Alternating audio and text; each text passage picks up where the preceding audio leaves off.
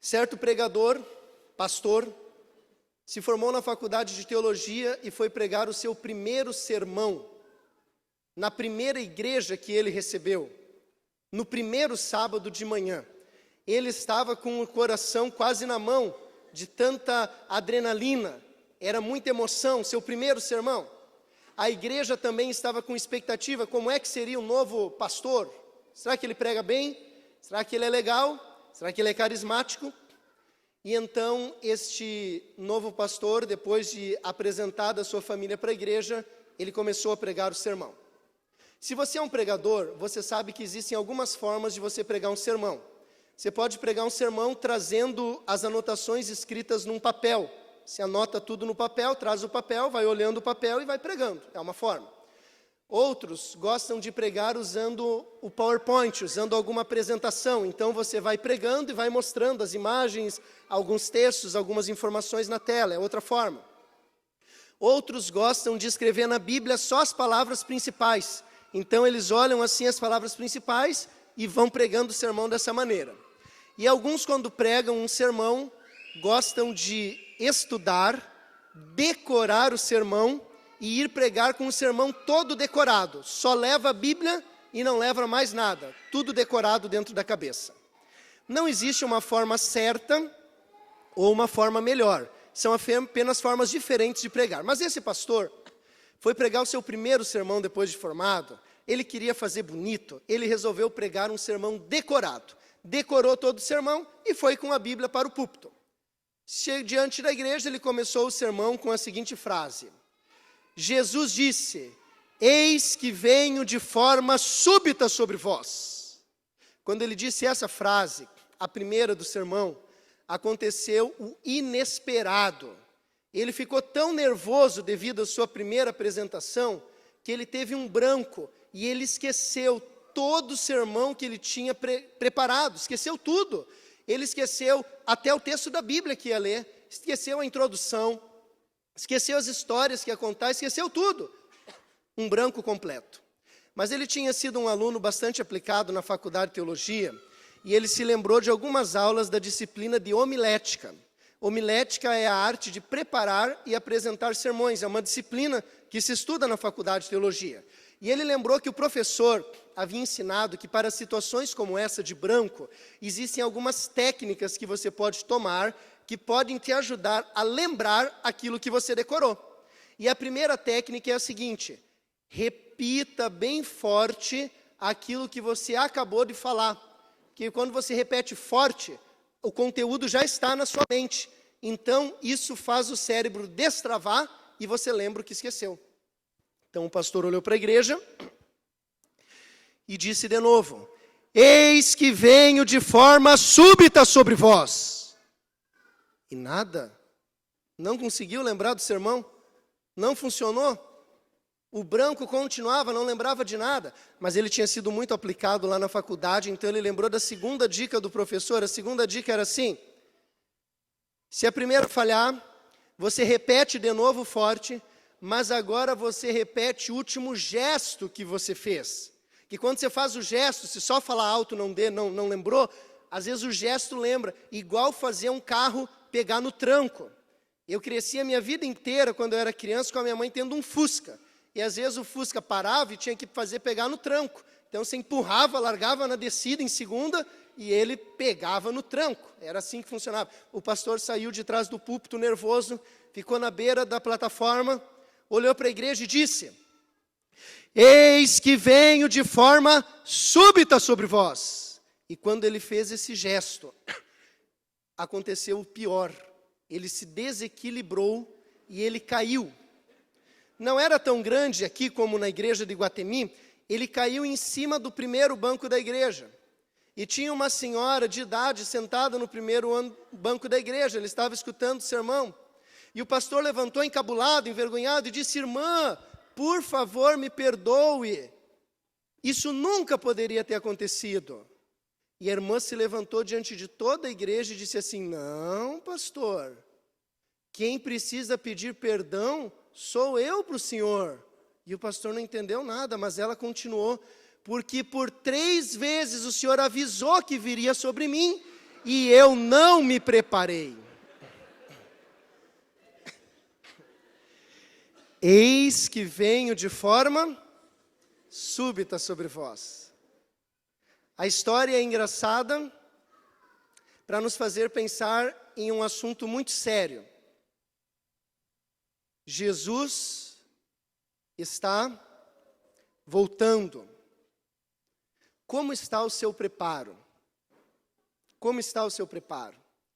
Nessa manhã nós vamos estudar um texto da Bíblia e nós vamos aprender 3 verdades sobre o reino de Deus, com o objetivo de entender o que é que o próprio Senhor Jesus deixou para que nós estivéssemos preparados quando Ele voltasse e não fôssemos pegos de maneira desprevenida ou despreparada. Convido você a abrir a Bíblia em Atos, capítulo 1, versículos 6 a 11.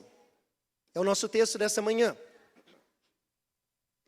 Atos, capítulo 1, versículos 6 a 11. Ao abrir a Bíblia, eu peço que você mantenha ela aberta durante toda a mensagem, porque nós vamos lendo aos poucos e numa ordem que eu vou ir indicando a vocês.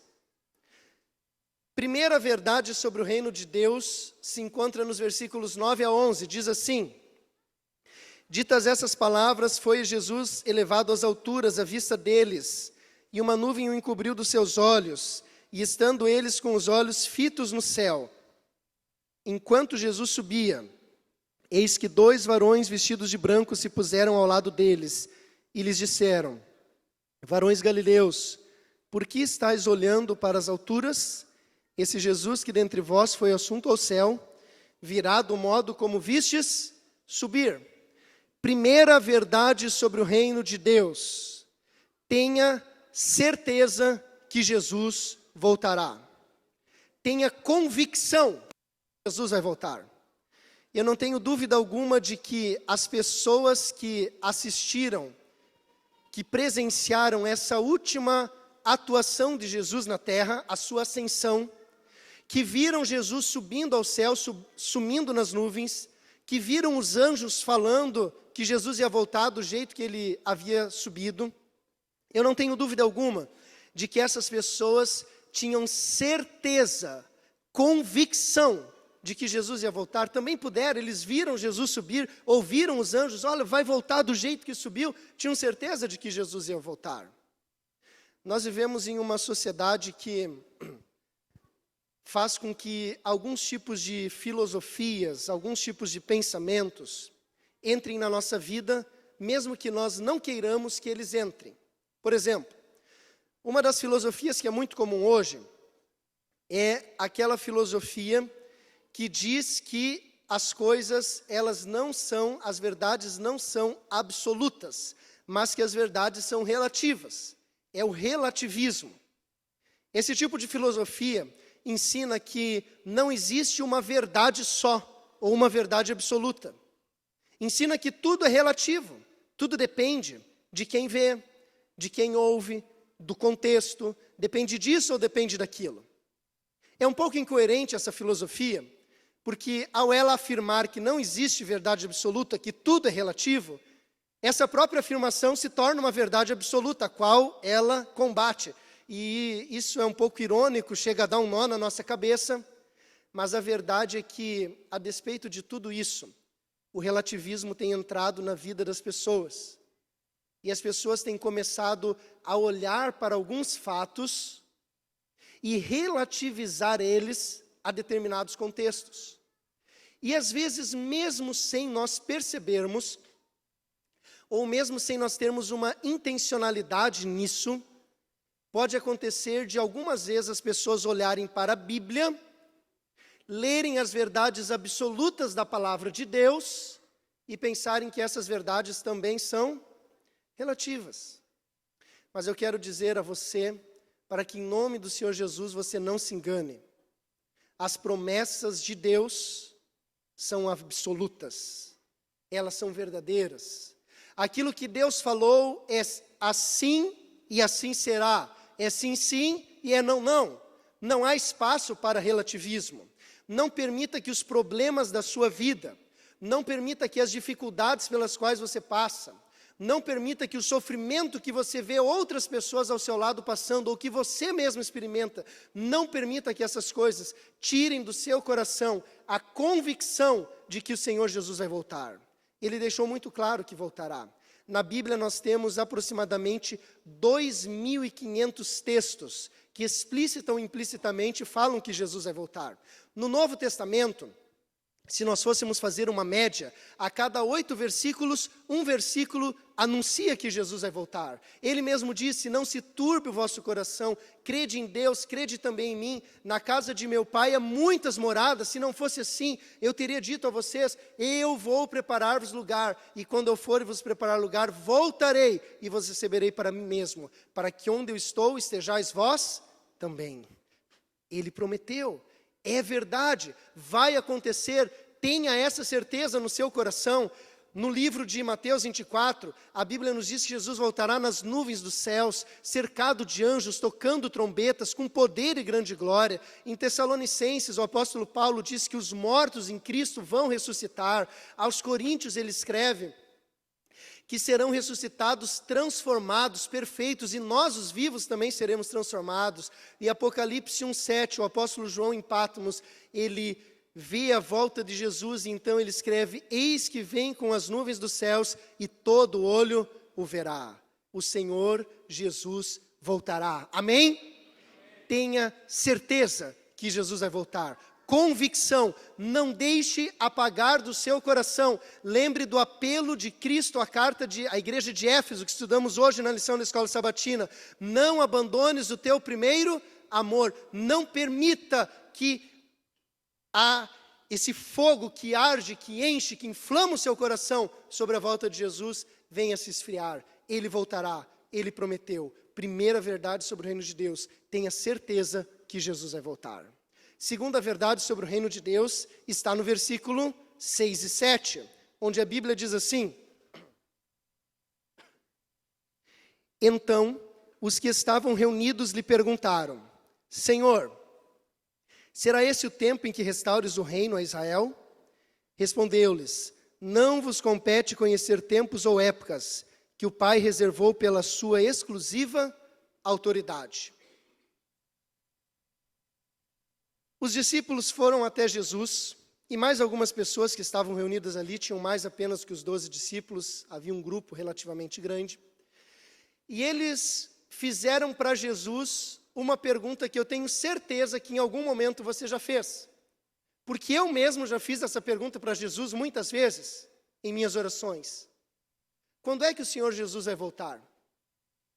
É difícil nós falarmos sobre a volta de Jesus sem nós perguntarmos a nós mesmos: quando é que o Senhor Jesus vai voltar? Porque, afinal de contas, é tão bom o que a Bíblia diz que vai acontecer quando Jesus voltar, que nós queremos que aconteça o quanto antes. Afinal de contas, a Bíblia diz que os olhos não viram, os ouvidos não ouviram, o coração não imaginou o que Deus está preparando. Se é tudo isso de bom, eu quero que seja agora, eu quero que seja o quanto antes. Quando é que a gente vai? Os discípulos tinham uma dúvida, eles foram até Jesus e perguntaram: Senhor, é esse o tempo que o Senhor vai restaurar a sorte de Israel?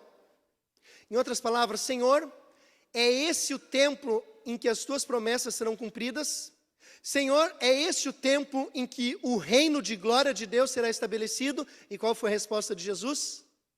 Não vos compete saber os tempos ou as épocas. Deus deixou isso para a sua exclusiva autoridade.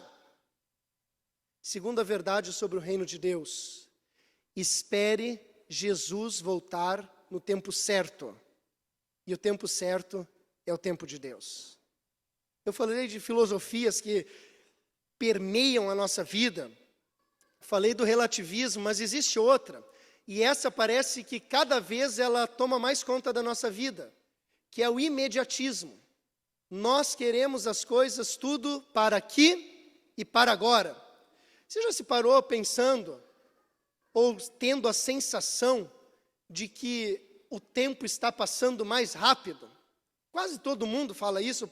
Eu estou cansado de ouvir as pessoas falarem: pastor, parece que esse ano voou. Pastor, parece que quando a gente vê já é meio do ano, já é final do ano e o ciclo recomeça. Parece que o tempo passa mais rápido. Isso acontece por várias razões. Uma delas é que quanto mais velhos nós ficamos, a relação do tempo se torna mais rápida na nossa percepção de tempo vivido. Isso é um fato. Mas essa sensação de que o tempo está indo rápido acontece devido a essa filosofia do imediatismo que nós vivemos, que é uma filosofia de que as coisas precisam ser sempre para agora. Se você pega um congestionamento no trânsito, se você é igual a mim, um ser humano que quer chegar nas coisas no tempo certo, eu imagino que você começa a ficar nervoso. Você fica ali, está parado, e não vai, e não vai, e não vai, e você fica nervoso por causa disso.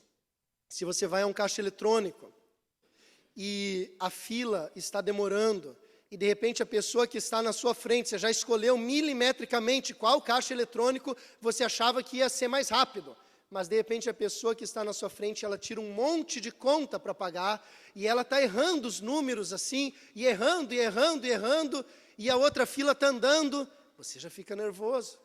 Você pega o seu celular, e quando a internet começa a ficar lenta, seu pacote de dados está acabando, e aí você clica e fica aquela bolinha girando, e girando, e girando, e a página não carrega.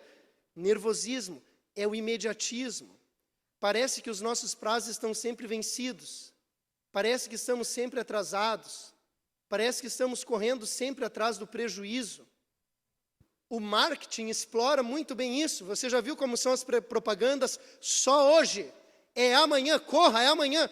Dá a entender que se você não for hoje ou amanhã correndo comprar, não vai mais ter o produto. E você pode ter certeza de uma coisa, os estoques estão lotados de produtos. Se você não for hoje, amanhã e for outro dia, vai ter para você comprar também. Mas é o hoje, é o imediatismo. Nós trazemos isso para essa linda promessa da volta de Jesus, e nós queremos que a volta de Jesus seja no nosso tempo. E o nosso tempo é agora.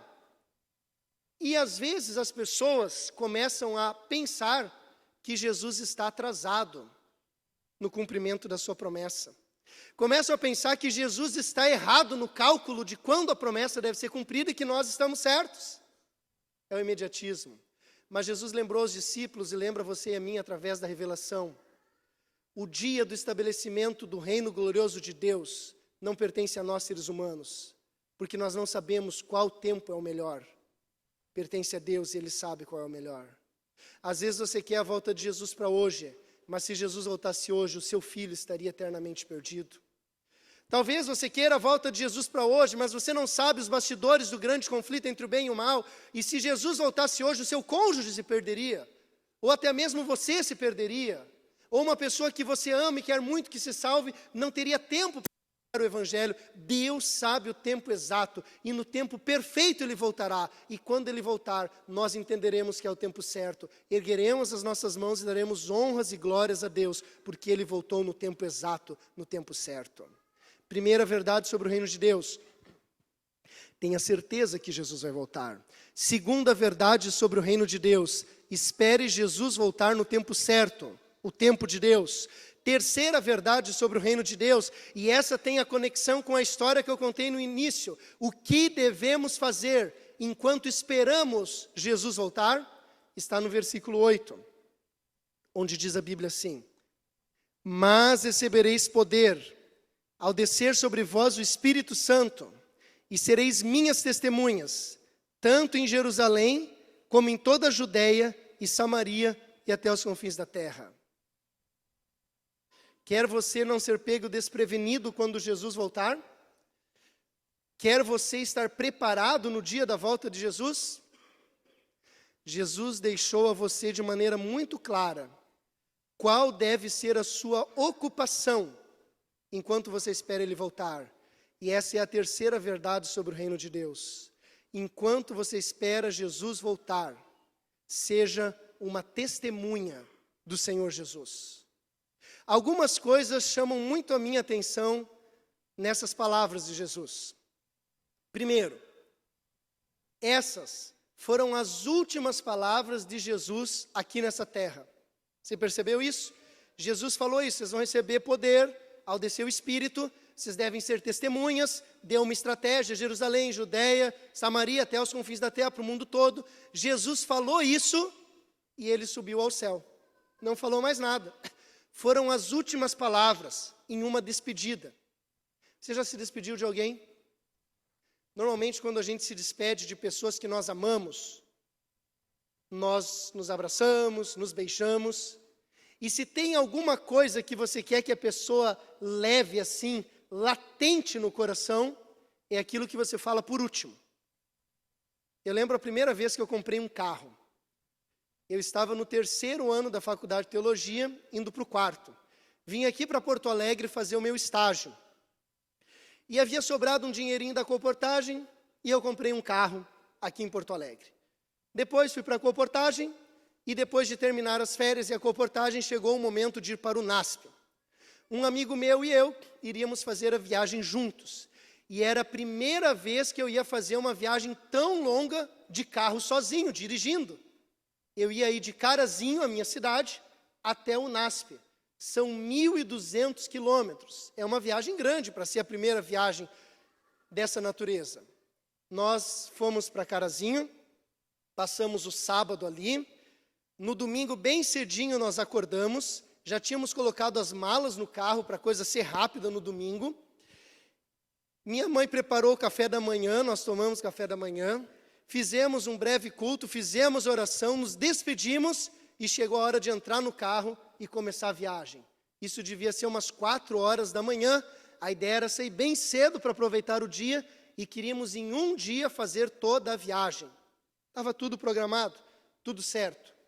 Dentro do carro fizemos mais uma oração. Os vidros estavam abertos, a porta da garagem também. Eu engatei a ré no carro. E quando eu menos esperava, minha mãe entrou quase que inteira dentro do carro pela janela, assim, e ficou na minha frente.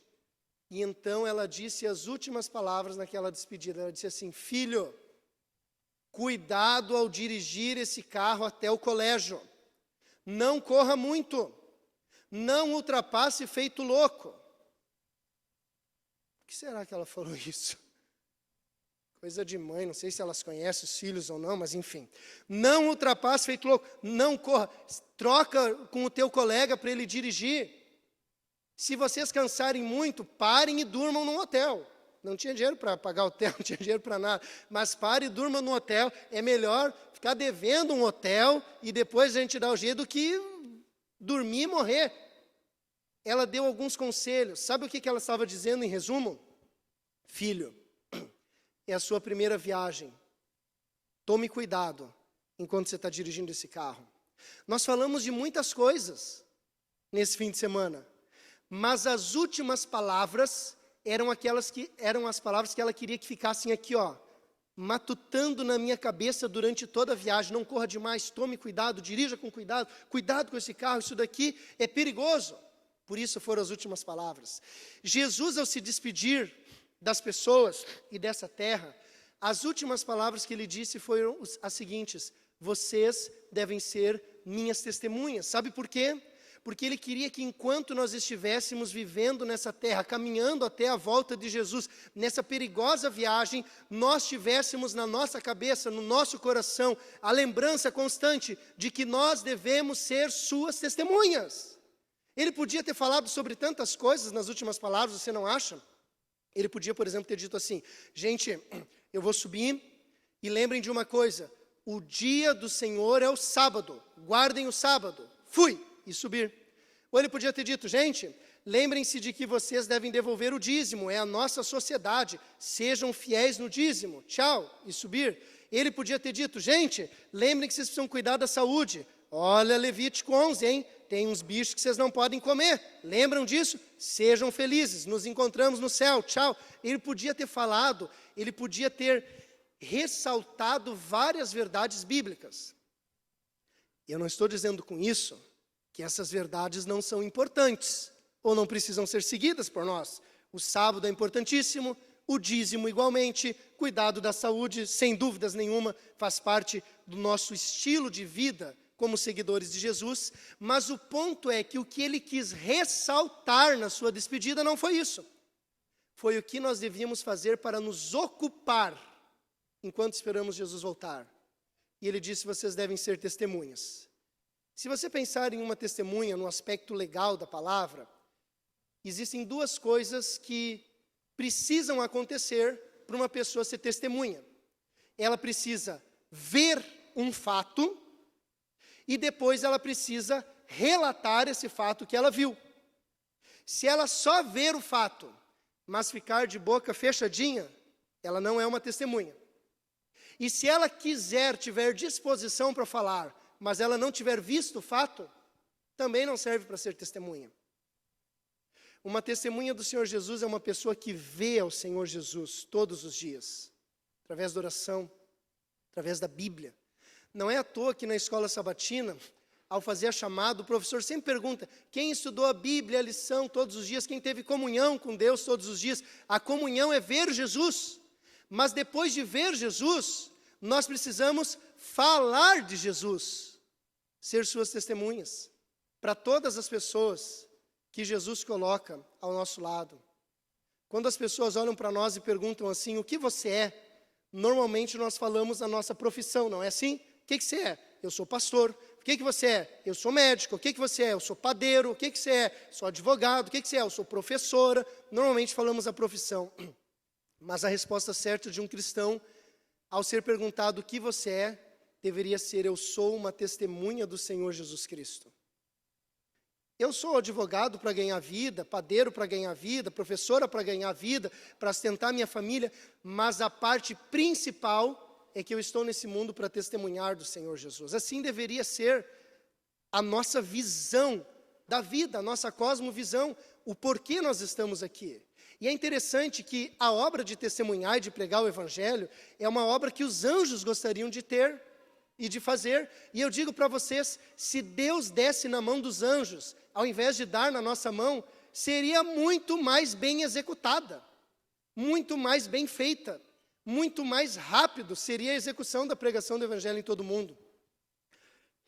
Mas Jesus não está preocupado com o tempo da execução, porque o tempo da execução tem a ver com o tempo da sua vinda, e lá no céu Ele está controlando isso de maneira divina. Ele não está preocupado com isso. O que Ele está preocupado é com o nosso envolvimento.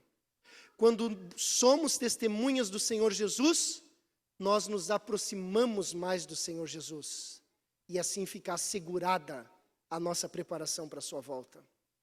Tem muitas formas de testemunhar, e eu gosto quando de vez em quando eu escuto falar de algumas formas que são criativas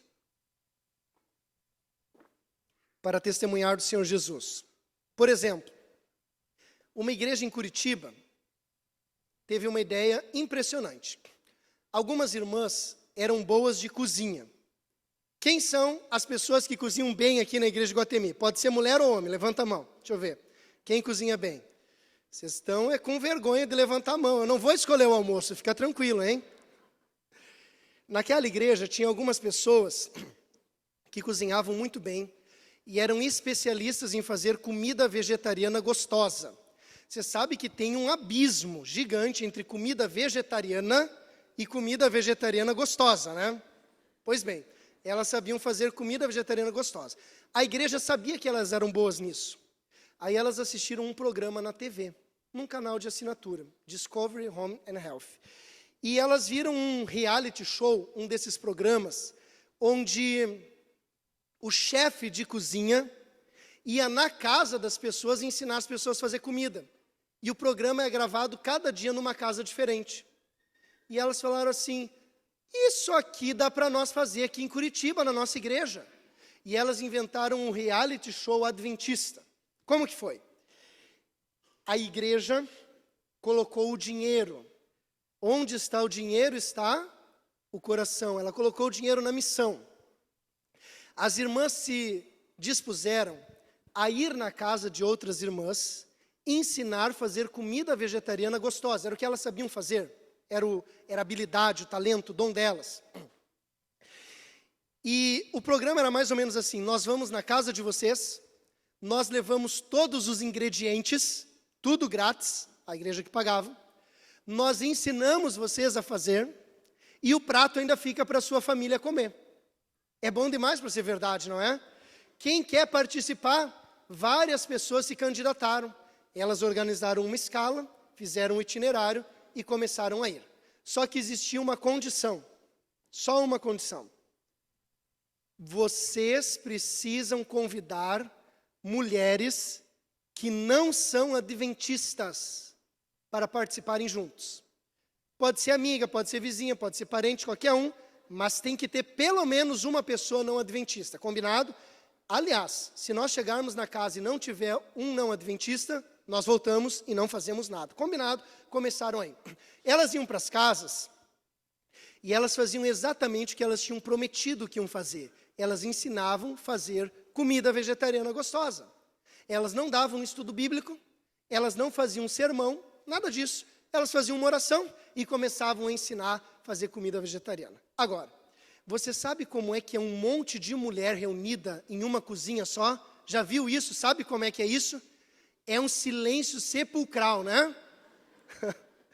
Claro que não. As mulheres, enquanto iam fazendo e aprendendo, elas iam conversando, batendo papo sobre todos os assuntos que você pode imaginar, sobre relacionamentos, sobre filhos, sobre política, sobre tudo, falavam sobre tudo. Mas as mulheres do reality show, intencionalmente, com sabedoria, aos pouquinhos elas iam falando de Deus. E elas iam ganhando a amizade, ganhavam a confiança. E quando você ganha a confiança de uma pessoa, é muito possível que você ganhe essa pessoa para Jesus. Elas não sabiam dar estudos bíblicos, mas na igreja tinha quem sabia. Organizaram classes bíblicas, conduziram as mulheres para as classes bíblicas, e ao final do ano muitas pessoas foram batizadas através do reality show adventista. Por quê? Algumas mulheres resolveram ser testemunhas do Senhor Jesus, testemunhando de uma maneira diferente. Dá para fazer muita coisa diferente. Olha que uma igreja aqui de Porto Alegre fez, uma igreja vizinha nossa, a igreja do bairro Camaquã. Tem uns rapazes lá que gostam de jogar futebol e jogam muito bem. Quem aqui é do futebol? Deixa eu ver, levanta a mão. Quem gosta de jogar futebol? Agora, quem joga bem, levanta a mão. Deixa eu baixar aqui, né? Vamos ser sinceros. Joia, ele joga bem. Ali tem alguns rapazes que não só gostam, mas jogam muito bem. E todo domingo, eles jogavam bola. É o que eles gostavam de fazer. Então, eles tiveram uma ideia. Vamos fazer um time. E eles criaram um time. No outro país hispano vizinho nosso, Argentina, tem um time bastante famoso que se chama Boca Juniors. E eles criaram o time deles assim, Meia Boca Juniors. E fizeram um time, fizeram camiseta, calção, meião e começaram a jogar com outras pessoas. Nos jogos deles, tinham 3 coisas que aconteciam. Começavam com uma oração. Não podia falar palavrão, não toleravam. E não podia ter maldade. Quem joga futebol sabe que às vezes no futebol você joga e se machuca. Você pode ser irmão, mas daqui a pouco um quebra o pé do outro e é sem querer. Tudo bem, acontece, futebol é assim. Se não quer se machucar, tem peteca, tem futebol de botão, tem outros esportes assim que a gente não se encontra. Futebol, às vezes, tem alguns encontros. Mas no futebol, pode ter maldade. A pessoa entrar para machucar, isso não era permitido. 3 regras, no mais, jogavam para valer, os melhores ganhavam, tudo que tem a ver futebol, provocação, drible, chacota, tudo. Quando os jogos terminavam, ou quando dava uma paradinha para os descansos, o pessoal começava a conversar. Ei, por que vocês fazem oração? Vocês são crentes? E eles falavam assim, olha, dá para dizer que somos crentes, a gente pode até dizer que é crente, a gente acredita em Jesus, sim, somos. E a gente achava que crente era tudo esquisito, sabe? Que crente era só Bíblia, mas vocês são legais e são crentes, isso é demais. E eles começavam a fazer amizade, começaram a ganhar confiança, começaram a convidar para ir para a igreja. Quando você ganha a amizade e a confiança, é muito possível que você ganhe a pessoa para Jesus. O ministério do Meia Boca Juniors já levou não só homens, mas muitas famílias ao batismo e ao Senhor Jesus, porque eles resolveram ser testemunhas do Senhor Jesus naquilo que eles gostavam de fazer. Olha o que um professor de espanhol fez. Algo bem simples. Ele pediu para a igreja comprar um quadro, uma lousa. Ele mesmo preparou em casa um cartãozinho, curso preparatório para o Enem e para o vestibular. Foi em escolas do ensino médio e entregou os cartõezinhos. reuniu uma gurizada, aula de espanhol de graça, entrou em contato com as associações vizinhas hispanas e conseguiu estudo bíblico em espanhol. E ele ensinava espanhol com o livro-texto, que era um estudo bíblico de graça para todo mundo. E enquanto ele estudava espanhol, ensinava espanhol e preparava para o vestibular e para o Enem, ele estava dando estudo bíblico para os adolescentes. Escolheu ser testemunha.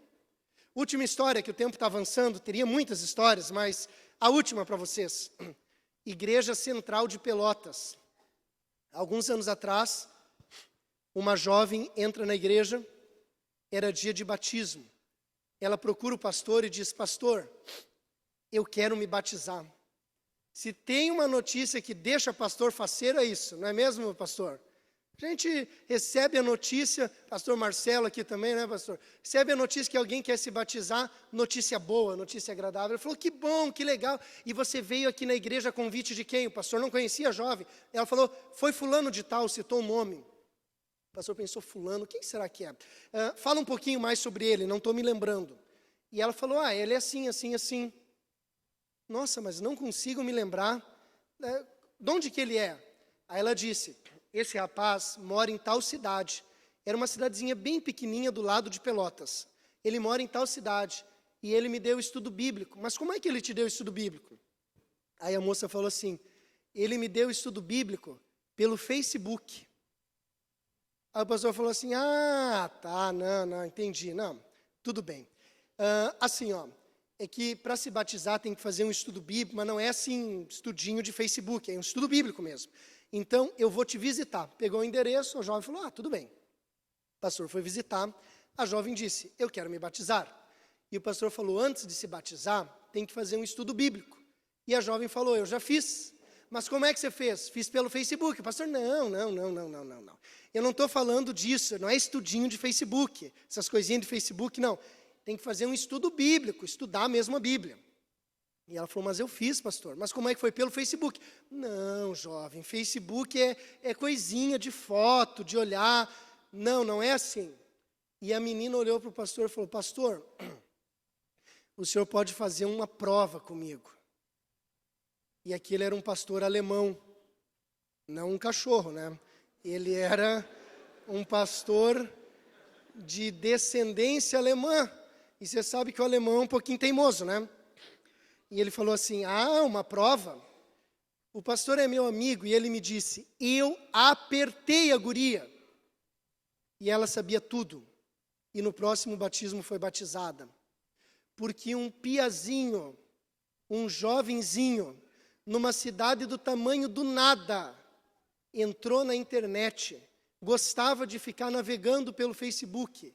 E ao invés de ficar perdendo tempo com coisas desnecessárias, ele resolveu ser uma testemunha do Senhor Jesus e evangelizar uma moça e preparou ela para o batismo. Queridos, quem quer trabalhar para Jesus, acha um meio. Quem não quer trabalhar, acha uma desculpa.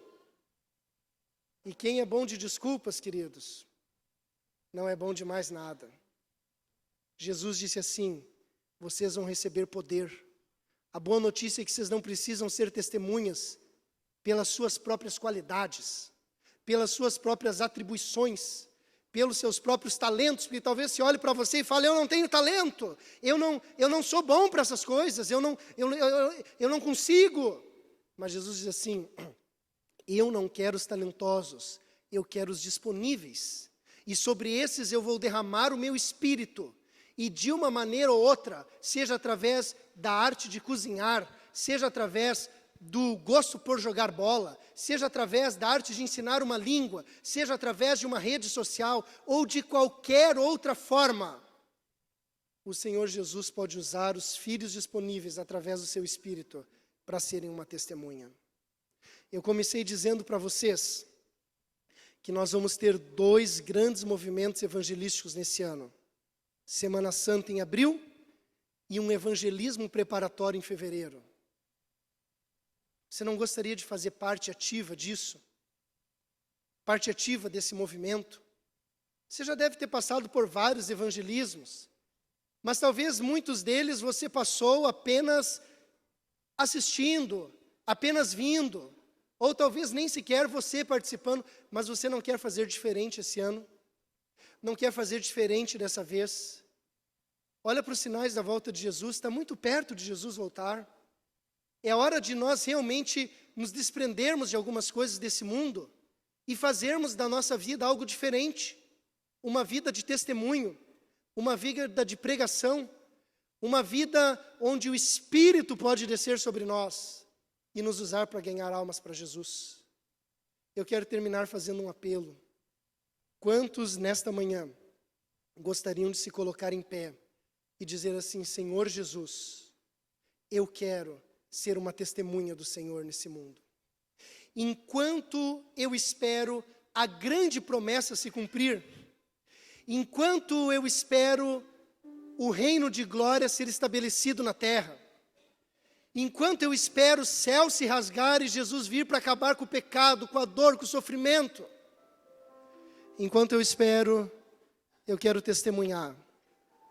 Senhor, eu não sou o mais talentoso, mas eu quero ir.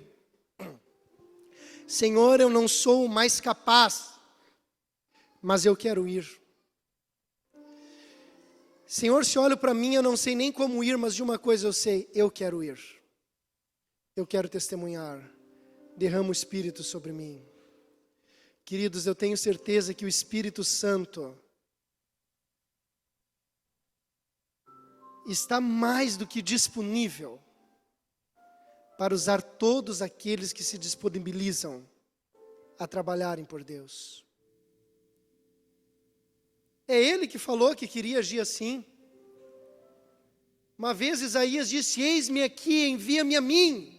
Quando confrontado com a pergunta divina, quem nós vamos enviar? Eis-me aqui, me envia a mim. E hoje você se coloca em pé. Eu quero que você seja uma testemunha por toda a sua vida até Jesus voltar. No trabalho, no estudo, com a família, com os parentes, com os vizinhos, na academia, caminhando, passeando. Eu quero que você olhe para as pessoas na rua e imagine que elas são importantes para Jesus e que talvez Jesus precise de você para falar para elas. Eu não estou querendo que você, de uma maneira insana, saia para todo mundo de maneira perdida, não. Mas eu estou querendo incentivar você a estar disponível à voz do Espírito Santo. E quando Ele te colocar no coração que você deve falar com uma pessoa, não tenha vergonha, não tenha medo, não pense se ela vai aceitar ou não vai aceitar. Por trás de pessoas poderosas, por trás de pessoas ricas, por trás de pessoas estudadas, por trás de pessoas abandonadas, por trás de qualquer pessoa, existe um Filho de Deus com um coração criado para ser preenchido pelo Senhor. Quando o Senhor te influenciar, vá, fale, testemunhe. E de maneira especial, para o nosso movimento de Semana Santa, onde queremos sacudir Porto Alegre, se envolva, faça parte, testemunhe. Pense, ore e trabalhe com pessoas que poderão ser alcançadas e salvas pelo poder da palavra de Deus. Vamos orar? Meu Deus, meu Pai, olha para a Tua igreja. É encantador aqui na frente ver a Tua igreja em pé. E eu imagino que, visto do alto dos céus, essa visão é ainda mais nobre, mais poderosa. Porque, Senhor, é o Teu povo se colocando em pé, dizendo: eis-me aqui, envia-me a mim. Eu quero testemunhar. Por favor, ó Pai, cumpra a Tua última palavra nessa terra e derrama o Espírito Santo sobre nós. O Espírito que capacita, o Espírito que envia, o Espírito que dá coragem, o Espírito que opera milagres. Enche os Teus filhos e a mim desse Espírito, ó Deus, e nos usa como testemunhas Tuas até a Tua volta. Desde já nós queremos orar pelo evangelismo da Semana Santa, pelo evangelismo preparatório que teremos aqui na igreja de Iguatemi. Queremos pedir, ó Deus, que pessoas sejam alcançadas, nos leva, nos coloca no caminho das pessoas sinceras que o Senhor quer alcançar. E que nós possamos ter um verdadeiro Pentecostes para a honra e a glória do Teu nome. E que muito em breve a promessa se cumpra. E nós possamos erguer as nossas mãos aos céus e dizer: esse é o Deus que nós esperávamos, Ele veio nos salvar. Na sua salvação nos alegraremos e rejubilaremos. Que naquele dia ninguém daqui se perca, mas que todos recebam a coroa da vida eterna das mãos do Senhor Jesus. Em nome de quem oramos. Amém e amém. Que Deus o abençoe. Sábado feliz a todos.